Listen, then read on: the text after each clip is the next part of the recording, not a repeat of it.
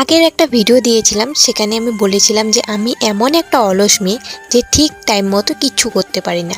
সেই কথাটা একদম ঠিক। যেমন রথযাত্রা হয়ে গেছে অনেক দিন, কিন্তু আমি আজ পর্যন্ত রথযাত্রার ভিডিওটা দিতে পারলাম না। তাই আজকে অনেক কষ্ট করে নিয়ে আসলাম। আর এই যে দেখতে পাচ্ছ এখানে রথটা দাঁড়িয়ে আছে, যেহেতু আমরা রথ দেখতে অনেক লেট করে বাড়ি থেকে বেরিয়েছি, আর আমরা যেতে যেতে রথ টানা প্রায় শেষ। তাই আমরা এখন যাচ্ছি, যেহেতু চলে আসছি এখন যাচ্ছি মেলাতে। যেহেতু রথযাত্রা উপলক্ষে এক মেলা বসেছে, তাই আমরা মেলাতেও চলে আসলাম হাঁটতে হাঁটতে। আর এই যে দেখতে পাচ্ছ না কত ভিড়, মানে বর্ষার দিনে এত গরমেও মেলাও যে এত ভিড়। আমি রথের মেলায় অনেক দিন আগে মানে মালবাজারে যখন আমি মাসি বাড়িতে ছিলাম একবার গেছি, আর এবার মিলে মানে জীবনে আমি দুইবারই রথের মেলা আসলাম। তো জানতাম না রথের মেলাও এরকম ভিড় হয়, আজকে এসে দেখলাম। আর এইখানে তো সবার প্রথমে এসেই আমরা মানে আইসক্রিম খাওয়া শুরু করে দিয়েছি। মেলা ঘোরাঘুরি নাই, কিচ্ছু কেনাও নাই, শুরু করে দিয়েছি খাওয়া। আর এখন ভাবলাম একটু মেলাটা ঘুরি, কিন্তু আমাদের মেলা ঘোরা হয় নাই।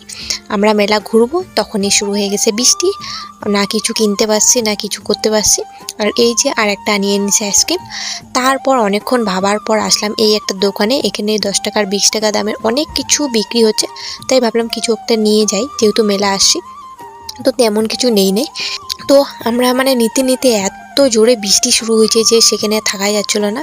তাই আমরা ভিজে ভিজে বাড়ির উদ্দেশ্যে রওনা দিলাম। বাড়ি যাব না, যাব দিদি নননের বাড়ি। তো সেখানে গিয়ে কি করে সেটাই দেখতে থাকো।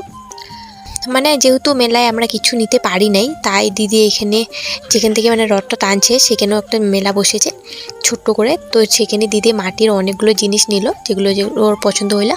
আর আমার ভাস্তি এখানে মাছটা দেখে ওর সেই পছন্দ, আমাকে অনেকবার বলতেছে নিবে নাকি।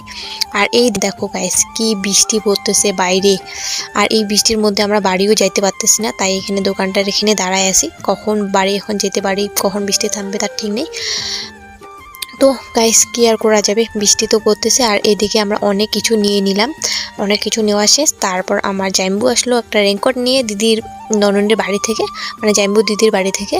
তো ওকে একটা রেনকোট পরাইলো, আর আমরা বাকি সবাই মিলে মানে ভিজে ভিজেই গেলাম, যেহেতু এখানে কাছেই। তো চলে আসলাম দিদির বাড়ি। আর এখানে এসে দেখো আমার ভাস্তি চাউমিন খাওয়া শুরু করে দিয়েছে। তো এখন আমরা চাউমিন খাই। আর আমার ব্লগটা আমি এখানেই শেষ করলাম। ভালো লাগলে লাইক কমেন্ট করবে, আমার চ্যানেলটা সাবস্ক্রাইব করে দেবে। দেখা হচ্ছে নেক্সট ব্লগে। Tata bye.